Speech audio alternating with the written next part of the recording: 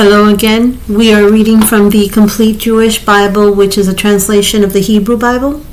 Deuteronomy chapter 6, verses 4 through 9. Shema.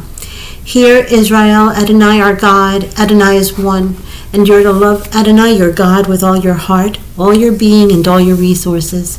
These words which I am ordering you today are to be on your heart, and you're to teach them carefully to your children. You're to talk about them when you sit at home, when you're traveling on the road, when you lie down, and when you get up. Tie them on your hand as a sign, put them at the front of a headband around your forehead, and write them on the doorframes of your house and on your gates. Matthew chapter 6, verses 9 through 14, the Lord's Prayer. Our Father in heaven, may your name be kept holy. May your kingdom come. Your will be done on earth as in heaven. Give us the food we need today. Forgive us what we have done wrong, as we too have forgiven those who have wronged us. And do not lead us into hard testing, but keep us safe from the evil one. For kingship, power, and glory are yours forever. So we're on Genesis chapter 46. Israel took everything he owned with him on his journey. He arrived at Be'er Sheva and offered sacrifices to the God of his father Yitzhak. In a vision at night, God called to Israel, Jacob, Jacob. He answered, Here I am. He said, I am God, the God of your father. Do not be afraid to go down to Egypt. It is there that I will make you into a great nation. Not only will I go down with you to Egypt, but I will also bring back here after Joseph has closed your eyes. I will also bring you back here after Joseph has closed your eyes. So Jacob left Be'er Sheva. The sons of Israel brought Jacob, their father, their little ones, and their wives in the wagons Pharaoh had sent to carry them. They took their cattle and their possessions which they had acquired in the land of Canaan and arrived in Egypt. Jacob and all his descendants with him, his sons, grandsons, daughters, granddaughters, and all his descendants, he brought with him to Egypt. These are the names of Israel's children who came into Egypt. Jacob and his sons, Reuben, Jacob's firstborn, the sons of Reuben, Hanok, Palu, Hezron, and Carmi. The sons of Shimon, Jemuel, Jamin, Ohad, Jachin, Zochar, and Shaul, the son of a Canaanite woman. The sons of Levi, Gershon, Kahat, Merari. The sons of Judah, Onan, Shelah, Peretz, and Zerach. But and Onan died in the land of Canaan. The sons of Peretz were Hezron and Hamul. The sons of Issachar, Tola, Puva, Jov, and Shimron. The sons of Zebulun, Sered, Ilan, and Japleel. These were the children of Leah, whom she bore to Jacob in Padan Aram, with his daughter Dinah. In sum, his sons, daughters numbered 33. The sons of Gad, Siphion, Haggai, Shunai, Etzbon, Eri, Arodi, and Areli. The children of Asher, Jimnah, Jipha, Jishvi, Bria, and their sister Sirach. The sons of Bria were Haver and Malchiel. These were the children of Zilpah, whom Lavan gave to Leah his daughter. She bore them to Jacob, 16 people. The sons of Rachel, Jacob's wife, Joseph and Benjamin. To Joseph in the land of Egypt were born Manasseh and Ephraim, whom Osnat, the daughter of Potipharah, priest of On, bore to him. The sons of Benjamin, Bela, Becher, Ashbel, Gera, Naaman, Ikai, Rosh, Hupim, and Ard. These were the children of Rachel who were born to Jacob, in sum 14 people. The sons of Dan, Hushim. The sons of Naphtali, Jaxeel, Guni, Jetzer, and Shilem. These were the sons of Bilhah, whom Lavan gave to Rachel his daughter. She bore them to Jacob in sum 7 people. All the people belonging to Jacob coming into Egypt, his direct descendants, not counting Jacob's sons' wives, totaled 66. The sons of Joseph born to him in Egypt were 2 in number. Thus, all the people in Jacob's family who entered Egypt numbered 70. Jacob sent Judah ahead of him to Joseph so that the latter might guide him on the road to Goshen.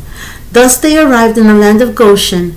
Joseph prepared his chariot and went up to Goshen to meet Israel his father. He presented himself to him, embraced him, and wept on his neck for a long time. Then Israel said to Joseph, "Now I can die because I have seen your face and seen that you are still alive." Joseph said to his brothers and his father's families, "I am going up to tell Pharaoh. I will tell him, my brothers and my father's family who were in the land of Canaan have come to me. The men are shepherds and keepers of livestock. They have brought their flocks, their herds, and all their possessions. Now, when Pharaoh summons you and asks, 'What is your occupation?' tell him, 'Your servants have been keepers of livestock from our youth until now, both we and our ancestors. This will ensure that you will live in the land of Goshen, for any shepherd is abhorrent to the Egyptians."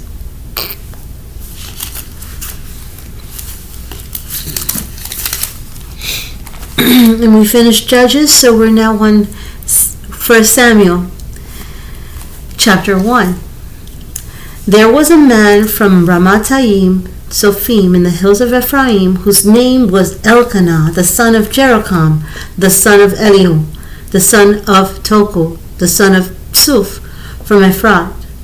He had 2 wives, one named Hannah and the other Peninnah. Peninnah had children, but Hannah had no children.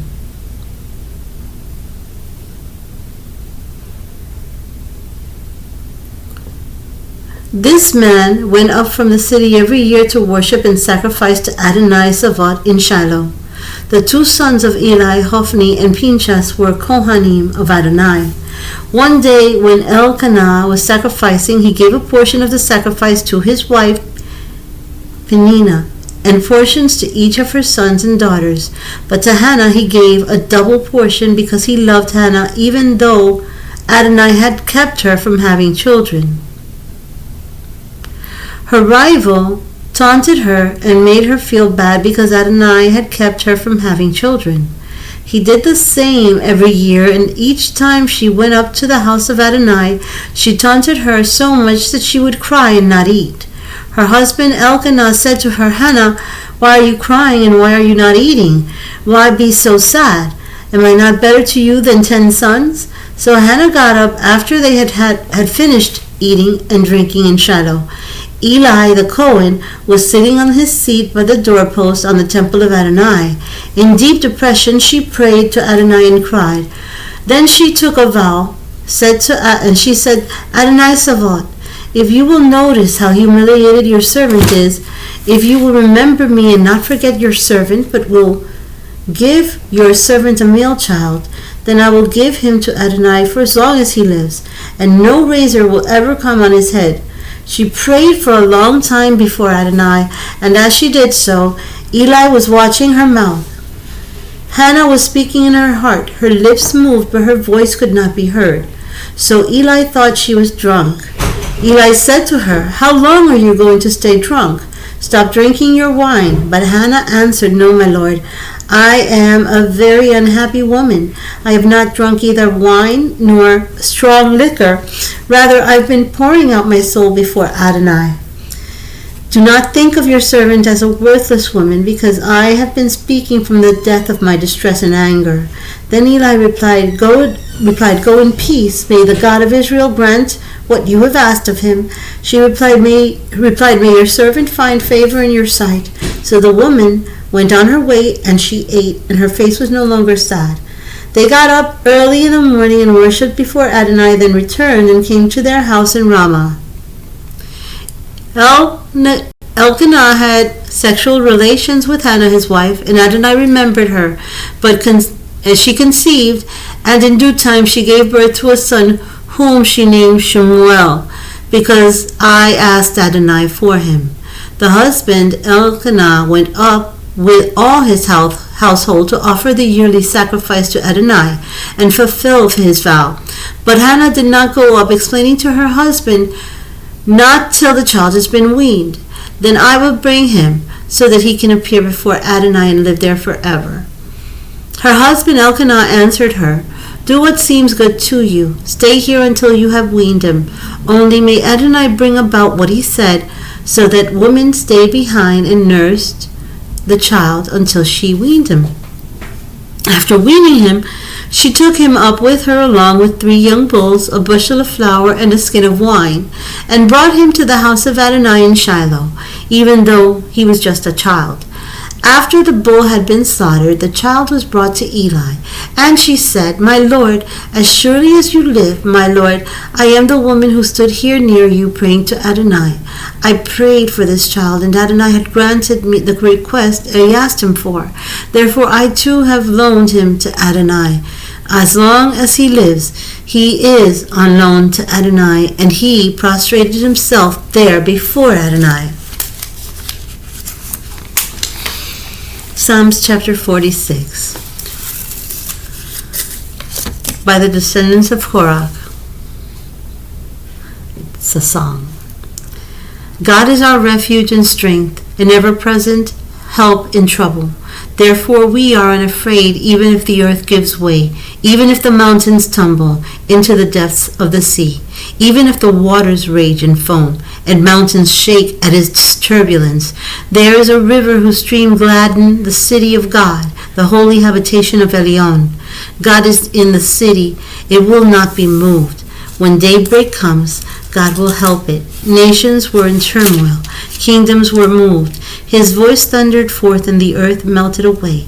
Adonai Savat is with us, and our fortress, the God of Jacob. Come and see the works of Adonai, the astounding deeds he has done on the earth.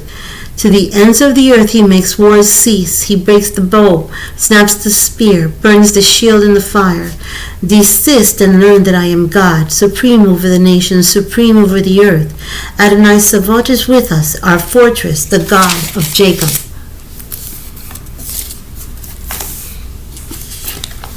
And we are on Luke chapter 2. Around the time Emperor Augustus issued an order for a census to be taken throughout the empire, this registration, the first of its kind, took place when Quirinius was governing in Syria. Everyone went to be registered, each to his own town. So Joseph, because he was the descendant of David, went up from the town of Nazareth in the Galilee to the town of David, called Beit Lechem, in Judah, to be registered with Miriam, Bethlehem, to whom he was engaged and who was pregnant. While they were there, the time came for her to give birth, and she gave birth to her first child, a son. She wrapped him in cloth and laid him down in a feeding trough, because there was no space for them in the living quarters. In the countryside nearby were some shepherds spending the night in the field guarding their flocks, when an angel of Adonai appeared to them, and the Shekinah of Adonai shone around them. They were terrified, but the angel said to them, "Do not be afraid, because I am here announcing to you good news that will bring great joy to all the people. This very day in the town of David there was born for you a deliverer who is the Messiah, the Lord. Here is how you will know. You will find a baby wrapped in cloth and lying in a feeding trough." Suddenly, all along with the angels, was a vast army from heaven praising God. In the highest heaven, glory to God, and on the earth, peace among people of good will. No sooner had the angels left them and gone back into heaven than the shepherds said to one another, "Let us go over to Bethlehem and see this thing that has happened, that Adonai has told us." Hurrying off, they came and found Miriam and Joseph and the baby lying in the feeding trough. Upon seeing this, they made known what they had been told about the child, and all who heard were amazed by what the shepherds had said to them. Miriam treasured all these things and kept mulling them over in her heart. Meanwhile, the shepherds returned, glorifying and praising God for everything they had heard and seen. It had been just as they had been told. On the 8th day, when it was time for the Brit Milah, he was given the name Jeshua, which is what the angel had called him before his conception. When the time came for their purification, according to the Torah of Moshe, they took him up to Jerusalem to present him to Adonai, as it is written in the Torah of Adonai, every firstborn male is to be consecrated to Adonai, and also to offer a sacrifice of a pair of doves and 2 pigeons, as required by the Torah of Adonai. There was in Jerusalem a man named Shimon. The man was a tzaddik. He was devout. He waited eagerly for God to comfort Israel, and the Ruach HaKodesh was upon him. It had been revealed to him by the Ruach HaKodesh that he would not die before he had seen the Messiah of Adonai. Prompted by the Spirit, he went into the temple courts, and when the parents brought in the child Yeshua to do for him what the Torah required, Shimon took him in his arms, made a bracha and to God, and said, "Now, Adonai, according to your word, your servant is at peace as you let him go. For I have seen with my own eyes your Yeshua, which you prepared in the presence of all peoples, a light that will bring revelation to the Gentiles and glory to your people Israel." Jeshua's father and mother were marveling at the things Shimon was saying about him. Shimon blessed them and said to the child's mother Miriam, "This child will cause many in Israel to fall and to rise. He will become a sign whom people will speak against. Moreover, a sword will pierce your own heart too. And this will happen in order to reveal many people's inmost thoughts." There was also a prophet named Hannah Bat Pnuel of the tribe of Asher. She was a very old woman. She had lived with her husband 7 years after her marriage and had remained a widow ever since. Now she was 84. She never left the temple grounds but worshipped there day and night and day, fasting and praying. She came by at that moment and began thanking God and speaking about the child to everyone who was waiting for Jerusalem to be liberated. When Joseph and Miriam had finished doing everything required by the Torah of Adonai, they returned to the Galilee, to their town of Nazareth. The child grew and became strong and filled with wisdom. God's favor was upon him. He was 12 years old. When he was 12 years old, they went up for the festival as custom required, but after the festival was over, when his parents returned, Jeshua remained in Jerusalem. They did not realize this, supposing that he was somewhere in the caravan. They spent a whole day on the road before they began searching for him among their relatives and friends. Failing to find him, they returned to Jerusalem to look for him. On the 3rd day they found him. He was sitting in the temple court among the rabbis, not only listening to them, but questioning what they said, and everyone who heard him was astonished at his insight and his responses. When his parents saw him, they were shocked, and his mother said to him, "Son, why have you done this to us? Your father and I have been terribly worried looking for you." He said to them, "Why did you have to look for me? Did you not know that I had to be concerning myself with my father's affairs?" But they did not understand what he meant. So he went with them to Nazareth and was obedient to them. But his mother stored up all these things in her heart. And Jeshua grew both in wisdom and in stature, gaining favor both with other people and with God. Amen. Numbers chapter 6, verses 24 through 26. May Adonai bless you and keep you. May Adonai make his face shine on you and show you his favor. May Adonai lift up his face toward you and give you his shalom. Thank you so much for joining us. Until next time, shalom.